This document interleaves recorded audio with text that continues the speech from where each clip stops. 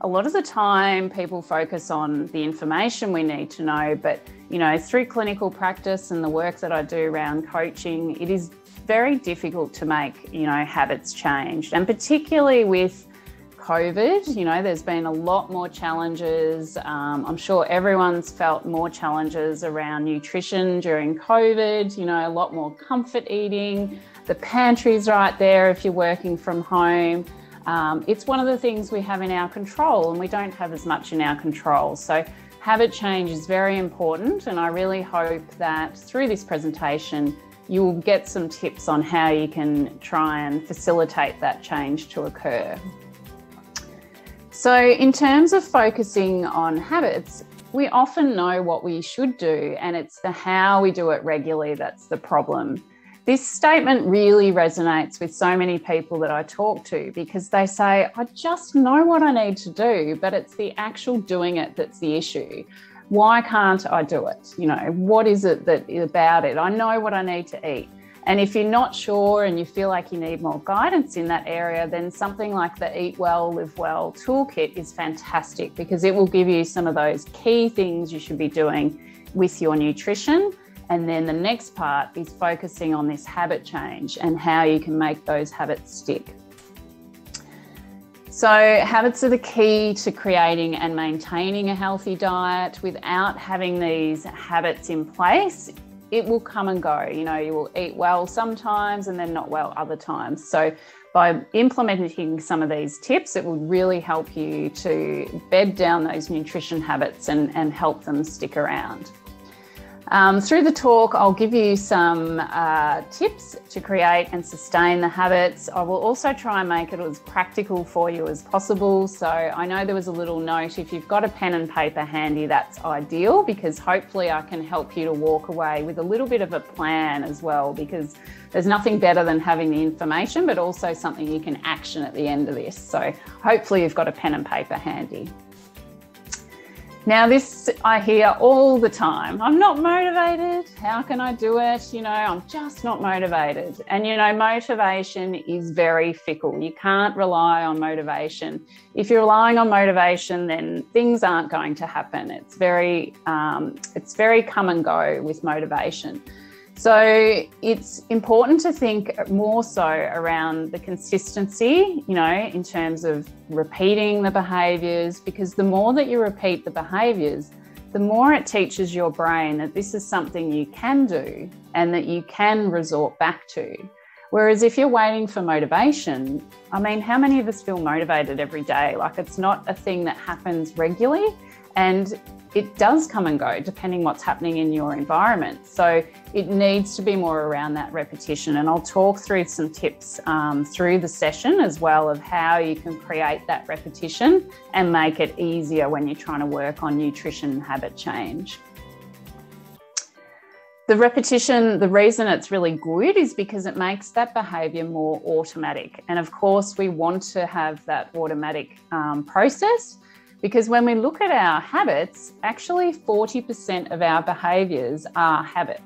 So 40%, and our brain loves that, because our brain doesn't want to think about things that we do every day. Can you imagine if you had to think consciously about putting on the seatbelt or cleaning your teeth, those things that we just take for granted? They're all automatic behaviours that we do on a regular basis. They're habits that we do. And we want to try and create nutrition and some of our nutrition habits in the same vein, so that we're not consciously thinking about them all the time, that they're more of an automatic behaviour. The other important thing to note is be patient. It does take time. The old saying, 21 days to make a habit, is not true. It's actually anywhere between around 18 days to, I think it's close to a year to make a habit when they've done research. So it does take time, and it depends how complex the habit is in terms of how much time it will take. And there's obviously lots of other factors as well, but you just need to be patient. And the more you keep working on these things, the easier it will become. So to start with, it's important to understand the habit loop. So there's 3 parts to this habit loop. The first one is the cue. This is the thing that triggers the habit. So basically, I will talk through an example in a minute. So just remembering that the cue is the thing that triggers the habit. It can be a location, the time of day, emotional state, who is around, or it could also follow another action. So, for example, if I was to use, my 3 p.m. sugar craving, for example, or, every day, 3 p.m., I get a sugar craving, something very, very common people, report back to me. So when I think about that, the cue in that instance is the time. So it's 3 p.m. that is often happening because, it's a regular time that this habit's occurring. So that would be my cue, is the time of day. The routine. The routine is the behaviour that you're wishing to change. So in the example I gave, the behaviour I'm wishing to change is that craving for sweets at 3 p.m. So the craving for sweets is the routine or the behaviour I'm wishing to change. And then the reward helps us figure, it's basically our brain trying to work out, why do we want to remember this habit? So it could be, for my 3 p.m. sugar craving, that the reward is that I want a rush of sugar because my, energy levels have dropped. Or it could be that the reward is just having a break from a desk and I need a break, and that's why I get up and look for something to eat. So it can be different depending on what your drivers are, but this is really important to understand. With all habits, they all follow this pattern, this cue, routine, and reward. And we'll break it a bit further down through the talk, but if you can sort of analyse some of your habits you're wanting to change and work out what's the cue, what's the routine, and what's the reward, it will help you kind of hack your own, behaviour and try and improve it. Over time, this loop becomes more and more automatic. It's really interesting when I talk to patients and they'll say, I didn't used to do this. I didn't used to have a biscuit with my cup of tea every afternoon, but all of a sudden I'm just doing it every day. Like, it's become a habit. And that's because, once you start strengthening that loop, it becomes more and more automatic. So often we create habits a lot easier than when we want to break them. So trying not to create those, bad habits in the first place is what we want to do. Now, the first thing I want you to think about is connecting to the big picture. This is really important, and one of the things I really recommend that you do. So basically, the sum of our habits help us form our identity. When you think of yourself, how do you think of yourself? Do you, when you talk to people, they'll go, oh, that person's a fit person, or they're a coffee drinker, or they're somebody that likes mornings. Now, when you think of those things, they're all actually habits that person's doing. They're forming their identity. And basically one of the reasons why habits can be a little bit tricky to form is because often we have this perceived idea in our head of what our identity is. It's like, well, I'm not somebody that eats vegetables. So you've got to try and switch your thinking a little bit to become that person that you're wanting to become. Who is it? Are you somebody that's wanting to eat better? And you need to start thinking of yourself as that person. So what do you really want for your health and why? And this is what I want you to first, you can start writing some dot points down on your piece of paper if you've got that in front of you. I want you to think about, what is it you're really wanting for your health? Is it, for example, like a lot of people might want to lose weight or get their blood glucose, numbers down, or improve their cholesterol markers, or be fitter. Now, I want you to be a little bit more specific than that. So, for example, if it was weight loss, think about what that weight loss would bring you, because that's more of your why. Is it you want weight loss because it will help you move better? You will have less joint pain. You will be able to keep up with your kids. You'll be around for your grandkids. Think about what that why is for you, because this is what you need to always be connecting back to. When you think back to the start of the talk, I mentioned how motivation is really fickle. And that's because we need this big picture to be able to connect to. This is something that is much more likely to stick around. So I hope you've got a few dot points down, what your why is. Why do you want to eat better?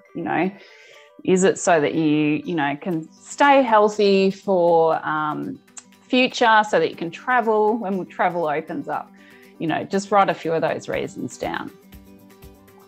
Now, the next thing to note is it's important to take baby steps. So choose one small thing that will move you in the direction of change to becoming that person that you want to become. So thinking of that bigger picture, I want you to write down one small thing that you could do that could take you in that direction.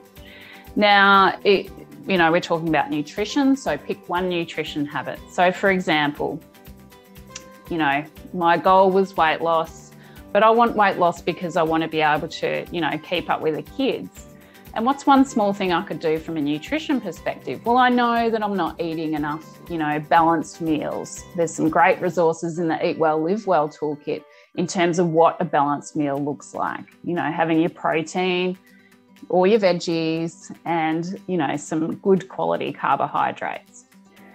I know that I rush my lunches, so I want to try and make sure that instead of just having a really quick toasted sandwich, that I have some more protein to try and balance out my, energy throughout the day. So that could be one small thing that I'm concentrating on, is that I want to increase the protein in my lunch.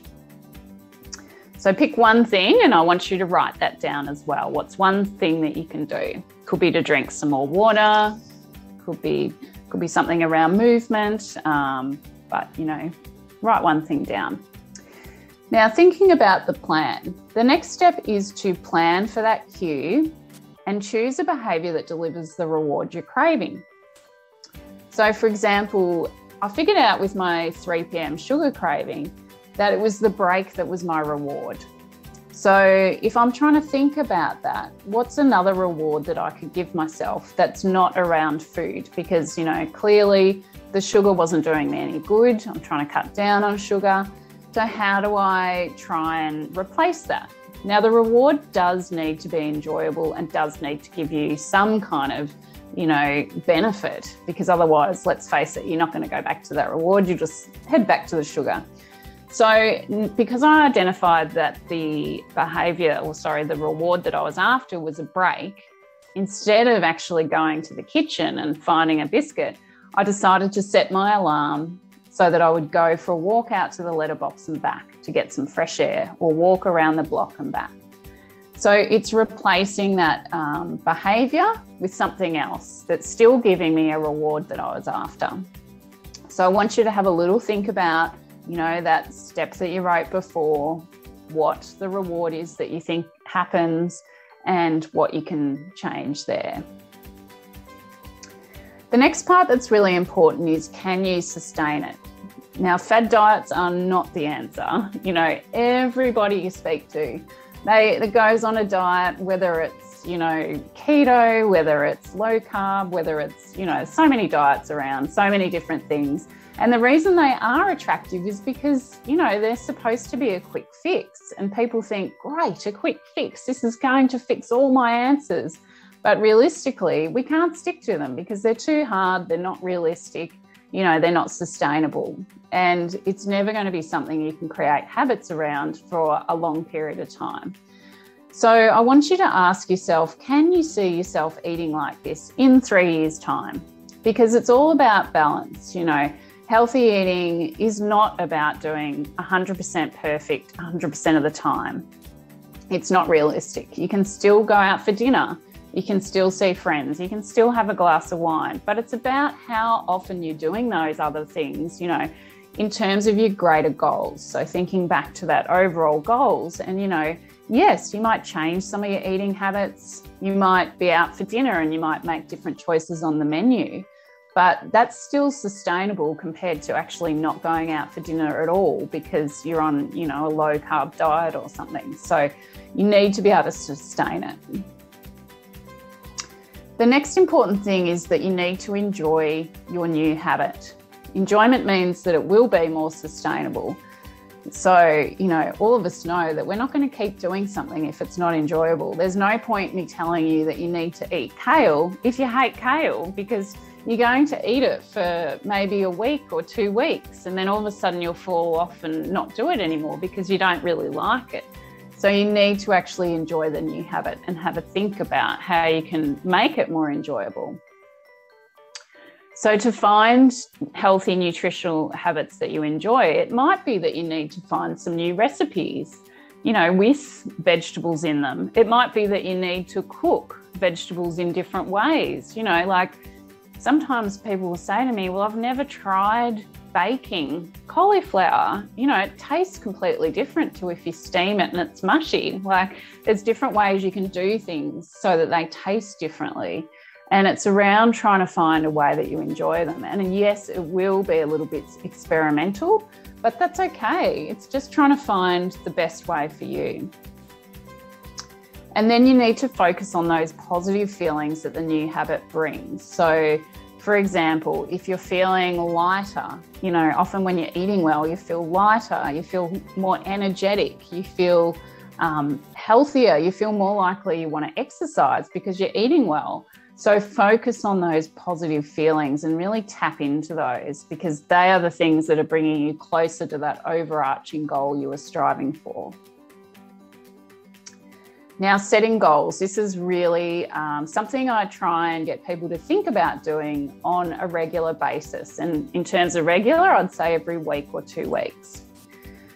They're important because it gives you something measurable to work towards. So, most people would do this in a work setting. So there's no reason you shouldn't do it for your health as well, because your health's pretty important. So make the goal something you will work on over the next 2 weeks. And this is something you can write out now, have a little go at. It needs to be SMART. So you would have heard of this again, probably through a work situation. We want to make sure it's specific, it's measurable, achievable, realistic, and timely. So what this looks like, it could be something like, I will, whatever the behaviour is, at whatever time of day it is, in, and it could be a location or it could be number of times a week. So for example, I will eat half a cup of extra vegetables at dinner 3 times a week. Now, when I've set that goal, I've made sure that it's realistic for me, because realistic is one of the things we need to think about. There's no point saying, well, I should be eating more vegetables at dinner every night, so I'm going to make my goal, every night, because realistically, I haven't been doing that. So it needs to be building on what you're currently doing. So I want you to write out a goal related back to one that you had on your paper before, and make sure that it's got these elements in it. It's really specific. The other important thing to realise is that you need to establish this habit before you progress it, rather than sort of working on it for a week or 2 weeks and then going, okay, done that. You need to actually keep repeating that behaviour, because remember I said repetition forms those habits and help them to stick. So we want to repeat and repeat and repeat until it becomes more automatic. So it's very important in the process. Now, the next part is to make it easier. And what I mean by easier is think about the barriers that are coming up for your goal. So for example, I want to eat, more fibre and more protein in my breakfast. And yeah, porridge is a way I could do that. I could bring in some oats, I could have some porridge for breakfast, but my barrier is time. So time's the barrier in this instance. So what you could do in that case is go, all right, well, maybe I could do some overnight oats. I make them up the night before and I pop them in the fridge, and then I've got them for the next day. And it takes out that time of cooking the porridge, and I'm still getting those healthy oats. Or I could make some baked oats, because I'm doing it ahead of time. So it's thinking about ways that you can make this habit easier. Now, some of the ways to make good nutrition easier are meal planning. We all know when we plan our meals that we're much likely to eat healthier, because we've got the plan in place, we've thought about it. There's nothing good that comes from shopping when you're hungry. So the last thing you want to do is be at the supermarket without a plan. Food prep is the next thing. Now, food prep doesn't have to take forever. Like, it could just be an hour on the weekend, could even be half an hour. It could be as simple as, you know, making sure you've got a few veggies cut up already, or that you've, you know, got your pantry stocked, just a bit of that planning. Saving your favourite recipes. Now, saving your favourite recipes in one place is really a good idea. You know, making sure you've got them flagged, like, because a lot of the time people are, I just don't know what to cook, I'm bored of what I'm eating. So save those recipes, you know, make a bit of a list of what your favourite, you know, weekday meals are that are easy to cook and nutritious. Packing your lunch. So this is something I've found that's really worked well during, you know, COVID, with us being at home and working at home, is a lot of clients have had trouble trying to stick to a decent lunch. You know, they've just grabbed stuff that's really quick, or they've grabbed stuff out of the kitchen that's not quite as nutritious as what they were wanting, because, you know, they haven't really thought about it. It's kind of like last minute, oh, quick, I've got 10 minutes, I better shove some food in and sit back down at the computer. But what you can do is you can actually pack your lunch like you're going to work. You know, get a little, your lunchbox like you might have taken to work previously, and put some of your food in there, because that way it not only makes you think about what you're putting in there that's a bit more nutritious, but it also portions out those foods as well. And freezing meals is also great, you know, just to make sure that you've got something on hand for those nights or days that you really, you know, not sure what to have, or you're short of time. Freezing meals is definitely a bit of a saver as well. Now, the next thing to do is to check in on confidence. So with the goal that you wrote down previously, I want you to think about what your confidence level is to achieve this goal. And I want you to rate it out of 10. So 10 out of 10 is, yes, I can do that goal, no problems at all. And 1 would be, oh my goodness, where am I going to start with this? I don't even know. You know, I've said I'm going to eat more vegetables, but I don't even like vegetables. It's just going to be way too difficult. So I want you to write a number next to your goal, somewhere between 1 and 10.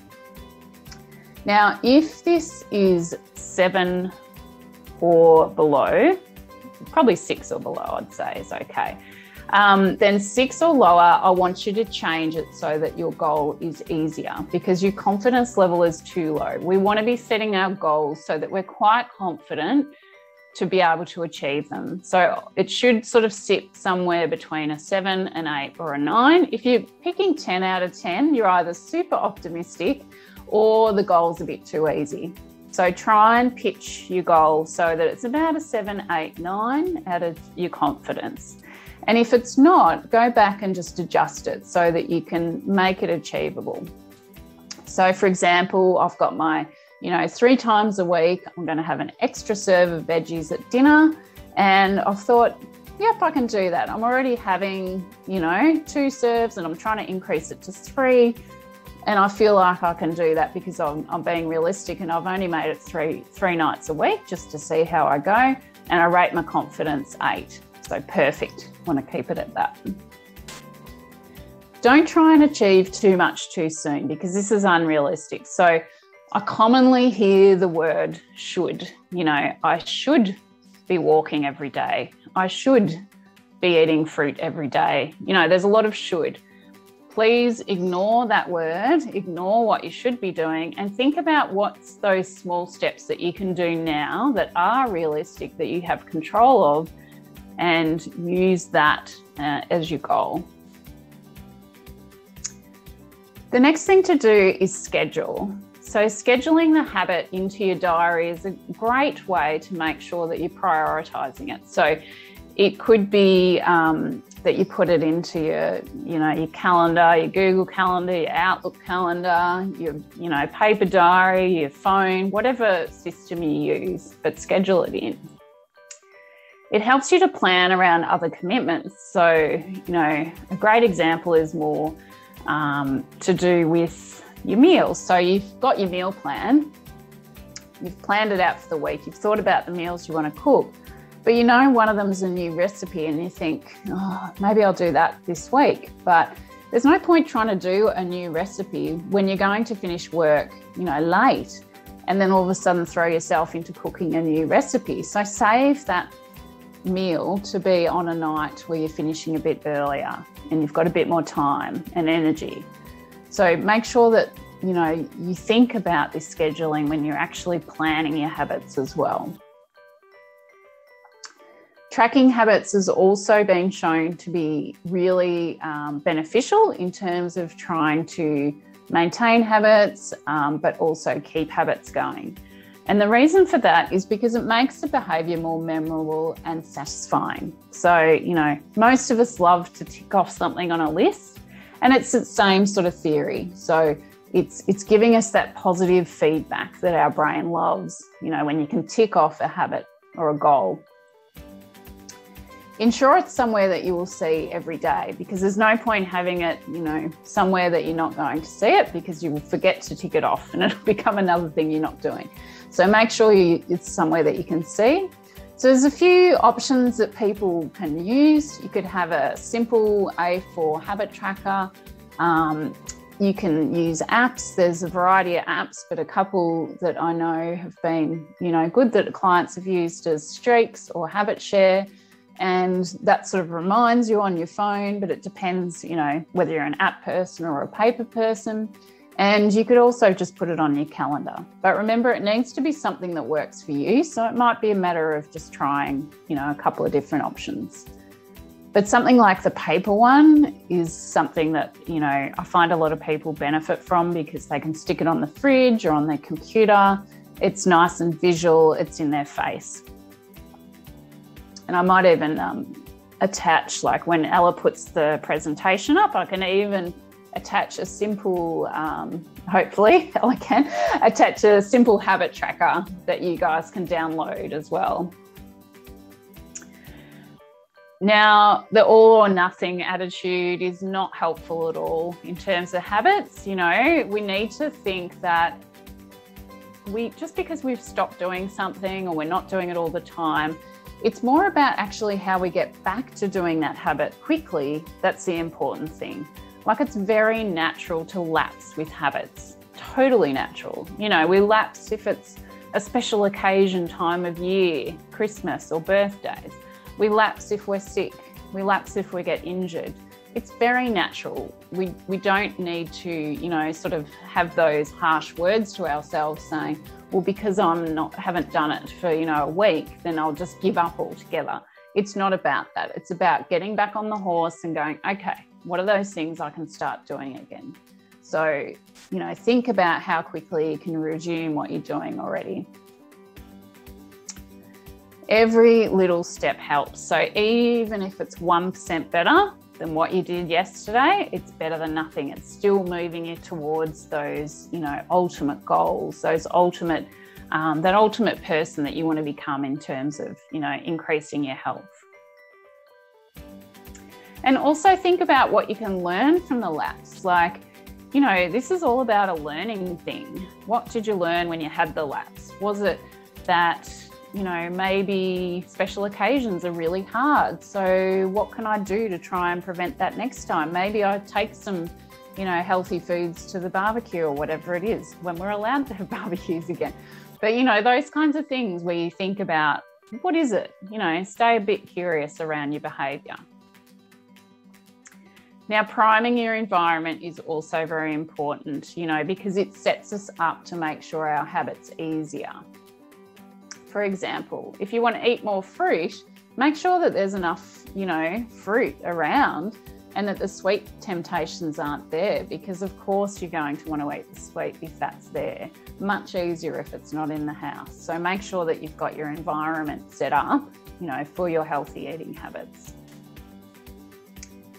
Going back to the rewards, making sure that you've got positive rewards that are actually, that you can give yourself while you're waiting for those long-term outcomes. The long-term outcomes can take a while, so you need to have some sort of things in between just to give yourself a little bit of reward. It doesn't have to be anything big, but it also needs to not conflict with your overarching goals. So by that, I mean, For example, instead of rewarding yourself with food, maybe if you've been doing daily walks and you've been doing them regularly, rather than sort of going, oh, well, I'll take myself out for an ice cream, reward yourself for something positive towards that goal. So it could be some new trainers or some, resistance bands or something that's going to help you with that overall goal. Support is another thing that's really important. So support in any way that you can, whether it's family or friends. It helps us to stay on track. If we've told someone what we're trying to work on, that we're trying to reduce our alcohol intake or we're trying to reduce our sweet intake, it just helps you to stay on track. It makes it easier if you've got someone to share it with too. So if you can try and bring someone along for the ride that you're living with, then that's ideal, because much harder if someone's sitting down in front of the telly with chocolate and offers it to you if you're, trying to reduce your sweets. So hopefully, your household will be supportive in what you're trying to work on. So putting it all together, the first thing I want you to do is ignore the distraction of diet trends. Follow a resource such as the Eat Well, Live Well toolkit that gives you, factual advice that's not kind of on trend. It's so confusing out there, nutrition, but you need to be listening to people and looking at information that is, researched and evidence-based rather than like these trends that go around. Tap into those greater reasons for why you're wanting the change. That's really important, because when the motivation's not there, you can think about what are those greater reasons you're wanting to change your eating habits and why you're wanting to be healthier. Become curious to your own behaviour and drop the criticism. So, often we don't talk to ourselves very nicely. We'll sort of say, oh, I can't believe I ate that bad food. It's like, well, it's not bad, but if your greater goal is around trying to, feel more energetic, and that when you eat a lot of sugar, it makes you feel crappy and low in energy, then be curious to behaviour why you're doing it. Are you doing it because it's a bit of emotional eating coming in, and that's what you need to work on? Staying curious helps you to be kinder to yourself. Review and reset the goals frequently. So this is something I would, like in terms of key things you can do, if you can set a goal, like I would say no more than 2 things you're going to work on for the couple of weeks ahead. Just pick 2 things, not like get overwhelmed with everything you need to do. Keep it small and achievable, and that's really important. And reviewing that's really important as well, because if you review, it means that you're being conscious about your behaviour rather than thinking, oh yeah, 6 months ago I went to this healthy eating talk and then haven't done anything since then. So, really reflect every couple of weeks or every week. And knowing with consistency that results will come. So remembering that the more you do that repetitive behaviour, the more consistent you are with everything, results will definitely come. You will start feeling better and move closer to those goals that you're working on.